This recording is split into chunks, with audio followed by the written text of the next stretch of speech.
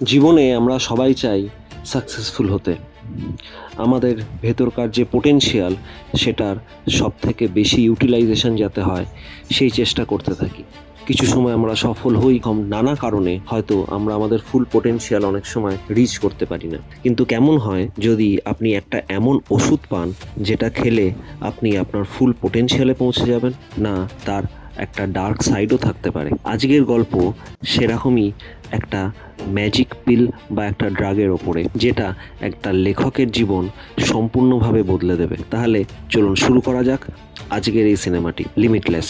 আমরা শুরুতে দেখতে পাই ইয়াং লেখক, যে খুব ছন্ন ছাড়া, যার জীবনে কিছুই ঠিক যাচ্ছে না। সে একটা গল্প লেখার কন্ট্রাক্ট পেয়েছে একটা পাবলিশারের থেকে, কিন্তু মাসের পর মাস হয়ে গেছে, সে কোনো গল্প ঠিক করে এখনো লিখেই উঠতে পারেনি। তার গার্লফ্রেন্ড তার সাথে ব্রেকআপ করে নিচ্ছে, কেননা তার জীবনে কোনো উদ্দেশ্য বিদেহ কিছু নেই, সে কোনো কাজ করে না, তার জীবনে হতাশা ছাড়া কিছু নেই, সে ডিপ্রেশনে ভুগছে। এই সময় তার সাথে রাস্তায় দেখা হয়ে যায় তার এক্স ওয়াইফ মেলিসা, তার ভাইয়ের সাথে। সে আগে একজন ড্রাগ ডিলার ছিল, তাই একটু কিন্তু কিন্তু করেও সে তার দেয়া অফার বলতে এখানে তার ভাই তাকে লাঞ্চ খাওয়ানোর কথা বলে, এবং যেহেতু তার কাছে তখন খুব একটা পয়সা করে কিছু ছিল না, সে রাজি হয়ে যায় সেটাতে। সেখানে সে যখন তার অবস্থার কথা তাকে বলে, তখন তার সেই এক্স শালা তাকে একটা পিল দেয়, বলে যে এটা এফডি অ্যাপ্রুভড এবং এটাতে মানুষের বুদ্ধির বিকাশ ঘটে। আমাদের গল্পের নায়ক এডি মোরা, সে ভাবে যে কি আর হবে, তার সাথে তো এমনি এত কিছু খারাপ হচ্ছে, এর থেকে খারাপ আর কি হতে পারে। তবু সে কিছুটা সাময়িক রিলিফের জন্য সেই পিলটা খেয়ে নেয়। কিছুক্ষণের মধ্যে সে তার বাড়িতে পৌঁছায়, এবং সেখানে তার বাড়ি ভাড়া বাকি আছে বলে তার ল্যান্ডলেডি তাকে অনেক কিছু শোনাতে থাকে। সেই মুহূর্তে হঠাৎ করে সে নিজের ভেতরে একটা চেঞ্জ অনুভব করে। সে রিয়ালাইজ করে যে আস্তে আস্তে করে তার সেন্সেসগুলো অনেক বেশি কাজ করছে। সে প্রতিটা ছোট ছোট জিনিস অবজার্ভ করতে পারছে, এবং তার সাবকনশিয়াস ব্রেনে সে এর আগে যা যা দেখে এসেছে, সেটা একটা কোনো ছোট থেকে ছোট জিনিসও হোক না কেন, তার সেগুলোকে সে অর্গানাইজ করছে তার ব্রেন অটোমেটিক্যালি। তার বাড়িওয়ালার ব্যাগের ভেতর থেকে একটা লয়ের বইয়ের সামান্য পার্ট দেখে, আজ থেকে 10 বছর আগে তার অন্য এক গার্লফ্রেন্ড যাকে সে ইমপ্রেস করতে চেয়েছিল, সে লয়ার বা সে ল পড়ছিল, তার বইয়ের কথা তার মনে পড়ে যায়, এবং সেখান থেকে ফ্যাক্টস অ্যান্ড ফান্ডা ঝেড়ে সে তার বাড়িওয়ালাকে ইমপ্রেস করে ফেলে। ফিরে এসেই তার ঘরেতে ঢুকে তার মনে হয় যে সে খুব অগোছালোভাবে রয়েছে, এবং সবকিছু অর্গানাইজ করে নেয়, এবং মাসের পর মাস ধরে যে গল্পটা সে লিখতে পারছিল না, 4 দিনের ভেতরে সে সেই গল্পটা কমপ্লিট করে ফেলে। এবং সেই গল্পটা যখন পাবলিশারকে দেয়, সে এতটাই কনফিডেন্ট ছিল যে সে পাবলিশারকে চ্যালেঞ্জ করে বসে যে যদি 3 পেজ পড়ার পরে তার ভালো না লাগে, তাহলে সে তার অ্যাডভান্স ফেরত দিয়ে দেবে। বন্ধুরা, আমরা এখানে বুঝতেই পারছি যে যে ড্রাগটি তাকে দেয়া হয়েছিল, সেই ড্রাগটি সত্যিকারেরই কাজ করছে, এবং তার জীবনটাকে অর্গানাইজ আর পজিটিভ ফর্মে নিয়ে যাচ্ছে। এডিটারকে লেখাটা দেওয়ার পরে যতক্ষণে সে বাড়ি আসে, সে নিজের অ্যান্সারিং মেশিনে শোনে যে এডিটার তার লেখা পড়ে পাগল হয়ে গেছে, এবং তাকে ইমিডিয়েটলি কল ব্যাক করতে বলছে। এডিও আনন্দে তাকে কল ব্যাক করতেই যায়, কিন্তু তার সাডেনলি রিয়েলাইজ হয় যে ওষুধটা ছাড়া তার ব্রেন আর আগের মতো কাজ করছে না। তাই আবারও তার শালার কাছে যায়, যার অ্যাড্রেস সে নিজেই ওকে দিয়েছিল। কিন্তু সে সেখানে গিয়ে দেখে যে তার শালাকে কেউ মারধর করেছে, তার মুখেতে সেই মারের দাগ পরিষ্কার, এবং সে সেই ওষুধটি তার কাছে চায়। যেহেতু তার শালা জানতো যে তার কাছে পয়সা নেই, এবং ওষুধের এক একটা পিল নাকি $800 করে দাম, তার শালা তাকে বলে যে যেহেতু সেই অবস্থায় বাইরে যেতে পারবে না, তো তাকে তার লাঞ্চ এবং তার স্যুট যেটা সে পরিষ্কার করতে দিয়েছিল সেগুলোকে নিয়ে আসতে বলে। এডির কাছে কোনো অপশন ছিল না তার কথাগুলো শোনা ছাড়া, কেননা ওষুধটা তার অবশ্যই দরকার। কিন্তু সে যতক্ষণে সেগুলোকে নিয়ে ফেরত আসে, সে দেখে যে টোটাল ফ্ল্যাট লন্ডভন্ড। এর মানে কেউ ঢুকেছিল, এবং তার শালা ডেড বডি পায় সে।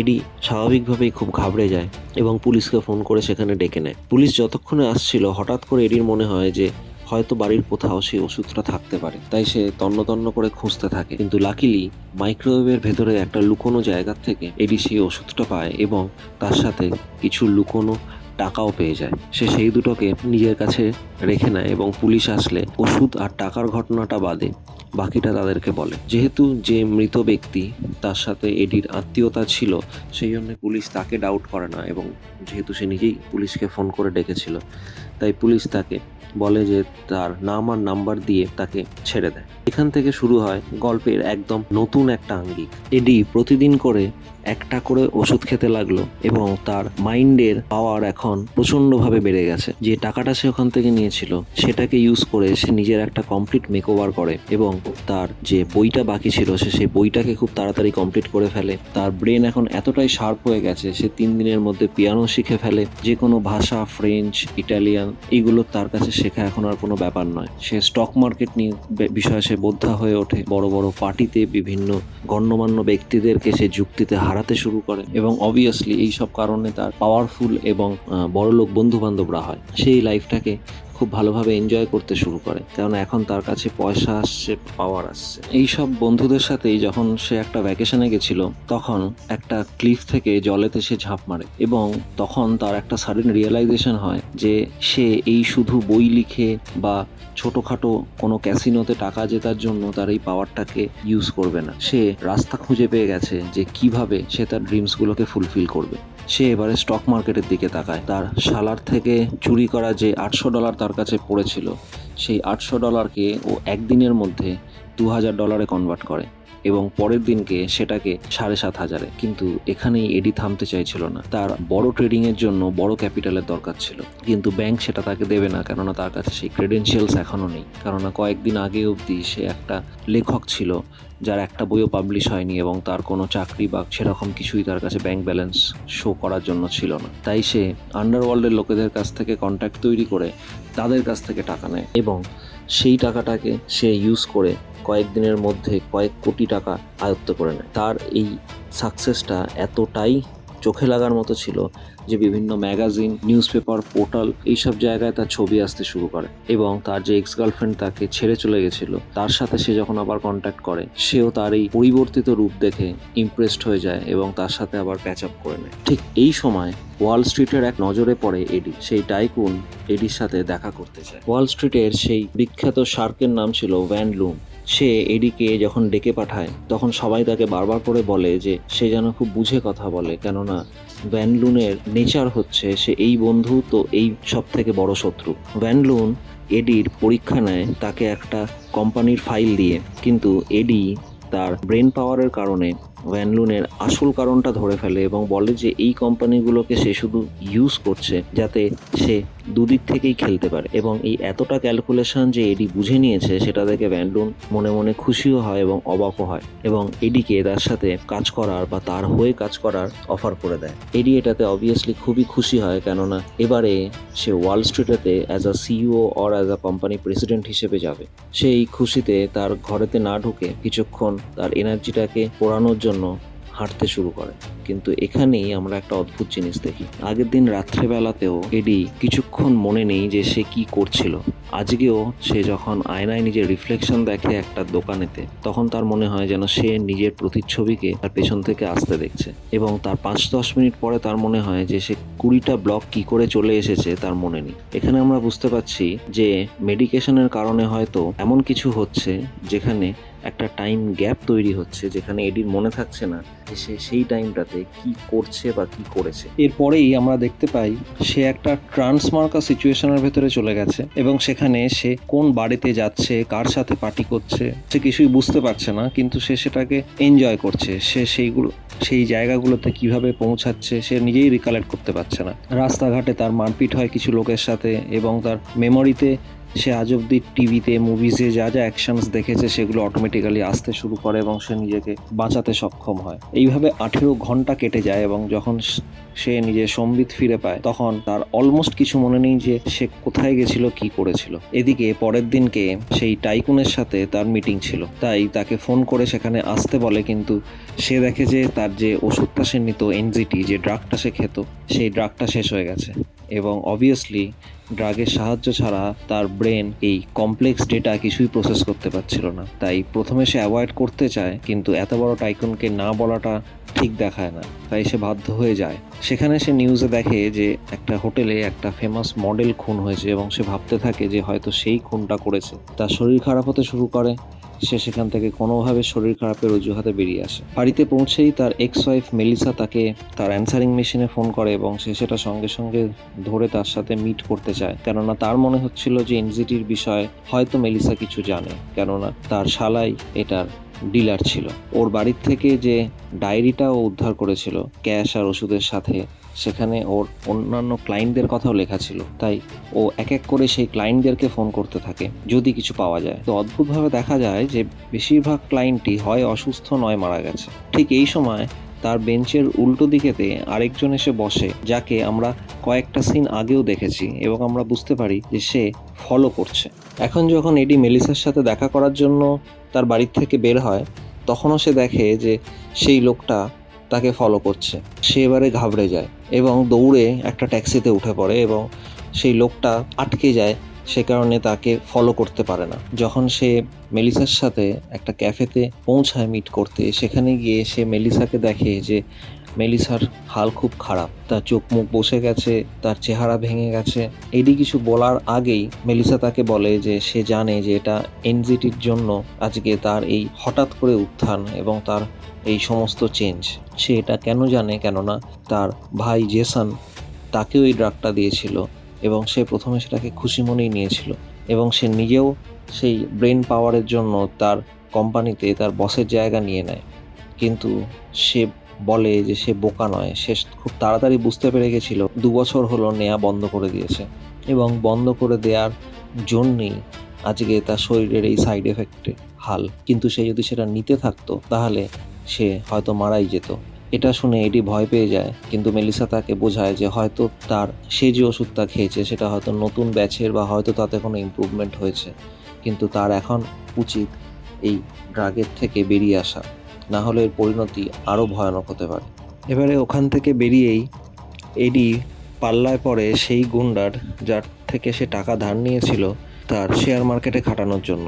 সে তাকে ঠিক দিনেতে টাকাটা ফেরত দিতে পৌঁছায়নি বলে সে চলে আসে এবং তার থেকে টাকা তো নেয় এবং মারপিটের সময় যখন এডি দুর্বল হয়ে যাচ্ছিল বলে সে পিলটা নিতে যায়, সেই পিলটাও সে দেখে নেয় এবং সে পিলটা ছিনিয়ে নিয়ে নিজে খেয়ে নেয়। এখানে বন্ধুরা আপনারা বুঝতেই পারছেন যে পিলটা নেওয়া 30 সেকেন্ডের মধ্যে যেহেতু কাজ হয়, সেই গুন্ডাটাও রিয়ালাইজ করে যে তার মধ্যে অনেক কিছু পোটেনশিয়াল রয়েছে। সেও এবারে এডিকে টার্গেট করে। এদিকে এডি কোনোভাবে তার গার্লফ্রেন্ডের অফিসে পৌঁছায় এবং তাকে সব খুলে বলে যে সেই পিলটা যদি সে না পায় তাহলে সে মারা যাবে। তার জীবন বাঁচানোর জন্য তার গার্লফ্রেন্ড পিলটা আনতে রাজি হয়, কিন্তু সে এটা শুনে শকড হয় যে এডি ওটাকে লুকিয়ে রেখেছিল তার গার্লফ্রেন্ডের বাড়িতেই একটা শাঁখের ভেতরে, যেটা সে তাকে গিফট করেছিল। সে যখন সেই ওষুধগুলোকে নিয়ে বা সেই ড্রাগটাকে নিয়ে ক্যাবে করে আসছে, তখন সে ফোন করে জানায় যে যে লোকটা এডিকে ধাওয়া করছিল সেই সেম লোকটাই এখন তার গার্লফ্রেন্ডের পেছনে পড়েছে। সে দৌড়াতে থাকে এবং এডিকে ফোনে সব জানাতে থাকে এবং একটা পার্কের মধ্যে গিয়ে সে ফেঁসে যায়। লোকটা যে প্রচণ্ডই ডেঞ্জারাস সেটা বোঝা যায়, কেননা পার্কের দুটো লোক মেয়েটিকে হেল্প করতে এলে সে ছুরি দিয়ে সে দুজনকেই দিনের আলোর মধ্যেও মেরে ফেলে। এডি তখন তাকে সাজেস্ট করে যে একটা পিল নিয়ে নিতে, যাতে সে সেখান থেকে বেঁচে ফিরতে পারে এবং ঘটেও তাই। বাধ্য হয়ে যখন এডির গার্লফ্রেন্ড সেই পিলটা নেয়, সে তখন নিজের বুদ্ধিকে ইউজ করে ওরকম একখানা খুনির হাত থেকেও বেঁচে পার্কটা থেকে পালিয়ে আসে।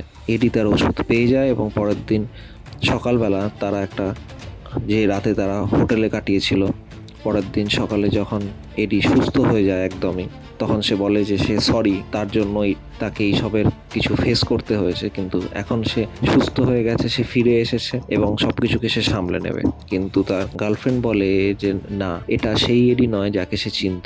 এই পিলটা তাকে অমরত্ব বা তাকে সে যে সব কিছু করতে পারে একটা গড কমপ্লেক্স এই ফিলটা দেয় ঠিকই, কিন্তু সেটা আসল নয়।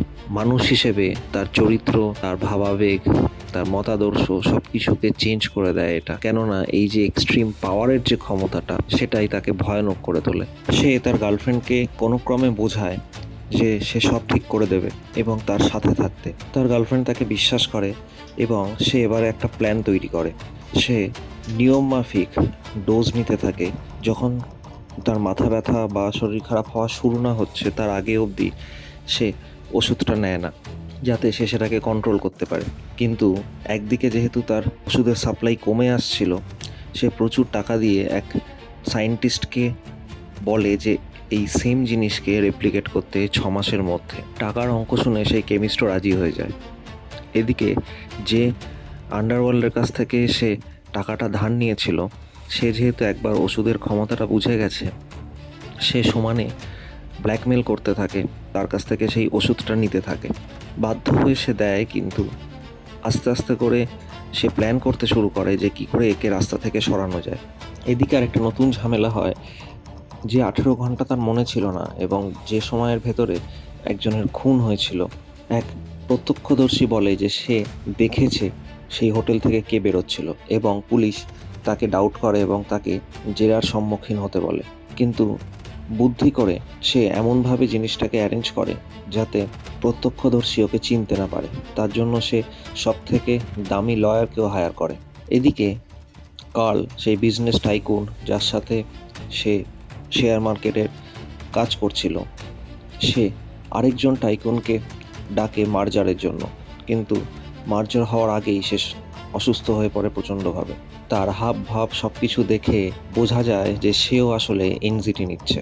সে অসুস্থ থাকে বলে মার্জারটা আটকে যায় এবং কার্ল যখন তার কাছ থেকে সলিউশন চায়, তখন তার এনজিটির কথাটা মনে পড়ে, কেননা তার আবারও শরীর খারাপ শুরু হচ্ছিল। এবারে গল্পে আবার টুইস্ট আসে, কেননা সে যখন ওয়াশরুমে যায় তার ওষুধটা নিতে, সে দেখে যে তার পকেট থেকে এনজিটিটা গায়েব হয়ে গেছে। হ্যাঁ বন্ধুরা, এনজিটিটাকে সে রক্ষা করার জন্য সবসময় তার নিজের কাছেই রাখতো, কিন্তু সে যখন পুলিশের ওখানে গেছিল আইডেন্টিফিকেশনের জন্য, ঠিক ওই সময়টুকুনো তার কোডটা সে খুলতে বাধ্য হয়েছিল। এবারে তার মাথায় চলতে থাকে যে এনজিটিটা কে চুরি করতে পারে। ঠিক এই সময় সে যখন ফেরত আসে, তখন তার অফিসে একটা পার্সেল আসে এবং সেই পার্সেলের ভেতরে একটা কাটা হাত থাকে। এটা দেখে সে প্রচণ্ড ঘাবড়ে যায় এবং মিটিং ছেড়েই সেই পার্সেলটাকে নিয়ে সেখান থেকে বেরিয়ে যায়। সে নিজের অ্যাপার্টমেন্টে ফেরত যায়, কিন্তু সেখানে সেই আন্ডারওয়ার্ল্ডের গুন্ডারা চলে আসে তার থেকে তার ওষুধটা নিতে। সে বুঝতে পারে যে এবারে তাকে কষ্ট দিয়ে দিয়ে তিল তিল করে মারা হবে, তাই সে সুইসাইড করার কথা ভাবে। কিন্তু শেষ মুহূর্তে তার মনে পড়ে যে একটা পিল এখনও হয়তো তার বাক্সে রয়ে গেছে, তাই সে হন্যে হয়ে সেটা খুঁজতে থাকে। কিন্তু যতক্ষণে সে সেটা খুঁজে পায়, ততক্ষণে সেই গুন্ডাগুলো তার অ্যাপার্টমেন্ট ভেঙে ঢুকে পড়ে এবং তার হাত থেকে সেটা পড়ে যায়। এই অবস্থাতে তারা এডিকে প্রচুর মারধর করে এবং সারা বাড়িতে সেই এনসিটিটাকে খুঁজতে থাকে। সৌভাগ্যক্রমে এডি তাদেরকে কোনোভাবে খুন করে তাদের সাথে হাতাপাই করে লাকিলি সেখান থেকে বেঁচে বেরোতে পারে, কিন্তু তার জন্য তাকে একটা এমন কাজ করতে হয় যেটা ভাবলেও গা শিউরে ওঠে। সে যখন সেই গুন্ডাটাকে মারে যে তাকে ব্ল্যাকমেল করছিল, তার কয়েক সেকেন্ড আগেই সে এনজিটি নিয়েছিল এবং তাকে বাঁচার জন্য যেহেতু এনজিটি লাগবে এবং তার রক্তের মধ্যে সেটা মিশে আছে, তাই সেই গুন্ডাটার শরীর থেকে বেরিয়ে আসা রক্ত এডি খেয়ে নেয়। সেখান থেকেই সে আবার তার বুদ্ধিমত্তাকে ফেরত পায়। এবারে সে বেরিয়ে সেই লোকটার কাছে যায় যে আসলে গল্পের শুরুর থেকে তাকে এবং তার গার্লফ্রেন্ডকে তাড়া করছিল এবং যে আসলে হচ্ছে সেই অ্যালমন্টের ডান হাত, যার সাথে কার্ল তার কোম্পানিকে মার্জার করতে চাইছিল, যে এখন হসপিটালাইজড রয়েছে কেননা তার কাছে এনজিটি শেষ হয়ে গেছে। সে তার সাথে কথা বলে এবং তার উকিলের বাড়িতে গিয়ে সেখান থেকে এনজিটির প্যাকেটটাকে পুনরুদ্ধার করে। পিলসগুলো পেয়ে এডি এবার ডিসাইড করে যে সে তার লাইফটাকে সঠিকভাবে পরিবর্তন করবে। এর 1 বছর পরে আমরা ফাস্ট ফরওয়ার্ডে দেখি যে এডি অ্যাজ আ মেয়র ইলেকশনেতে দাঁড়াচ্ছে এবং তার বুদ্ধিমত্তার কারণে সে যে ডিসিশনসগুলো নিয়েছে তাতে পাবলিক খুশি। এরকমই একদিন একজন ফান্ডরেজার তার সাথে দেখা করতে আসে এবং এডি যখন তার সম্মুখীন হয়, সে দেখে যে সেটা আর কেউ না, সেটা আসলে কার্ল, যে একটা ফার্মাসিউটিক্যাল কোম্পানি কিনে নিয়ে সেটার প্রতিনিধিত্ব করতে তার সাথে দেখা করতে এসছে। এখানে বন্ধুরা গল্পে একটা মেজর টুইস্ট আসে, যেখানে আমরা জানতে পারি যে কার্ল প্রথম থেকেই জানতো যে এডি এনজিটিটা নিচ্ছে, কেননা আসলে কার্লের কোম্পানি সেই এনজিটিটাকে বানায়। সে এবার এডিকে ব্ল্যাকমেল করে যে সে যদি তার কথা মতো না চলে তাহলে সে শেষ হয়ে যাবে, কেননা এনজিটি শুধু তার কাছে রয়েছে।